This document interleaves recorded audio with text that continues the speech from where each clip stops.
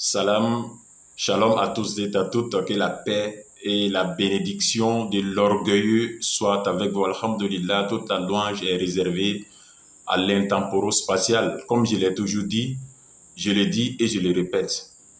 Un musulman n'a pas le droit d'être ignorant.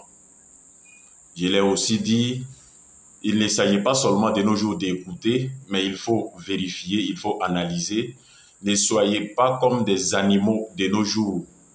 Aujourd'hui, il y a beaucoup de personnes qui vont passer par des faibles d'esprit dans le but, dans l'objectif de semer le trouble dans la dîne de Allah subhanahu wa ta'ala.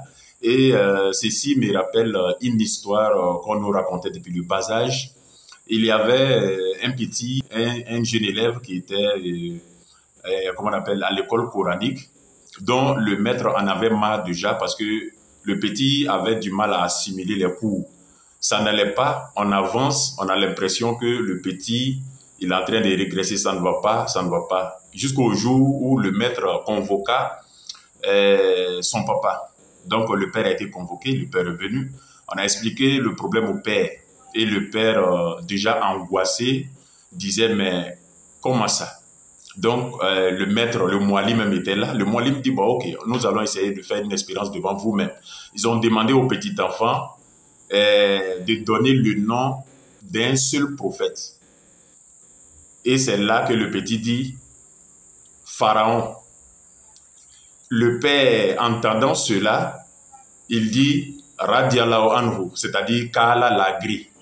Vous voyez un peu, le père lui-même ne sait pas que Pharaon n'est pas prophète.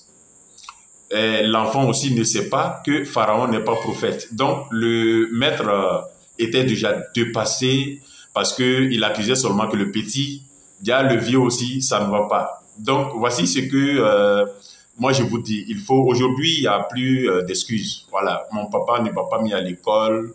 Ma mère ne m'a pas envoyé à l'école coranique. Aujourd'hui, il n'y a plus d'excuses parce que nous avons aujourd'hui tous les rudiments pour pouvoir connaître quelque chose et échapper un peu aux ruses du diable. Vous savez qu'il y a des gens aujourd'hui comme les Gédéons de la Tchétchouva, les gens aujourd'hui comme les Makosso, qui font de telle sorte que vous puissiez aller acheter ces pommades, ces huiles d'onction et autres. Est-ce que vous voyez un peu? Donc aujourd'hui, plus de temps à perdre, lisez beaucoup de livres, apprenez sans cesse, car Allah nous donne la guidance, qu'Allah nous protège. Hada, wassalamu alaikum wa rahmatullahi. Kul Daoul, le modérateur pour vous servir. Merci.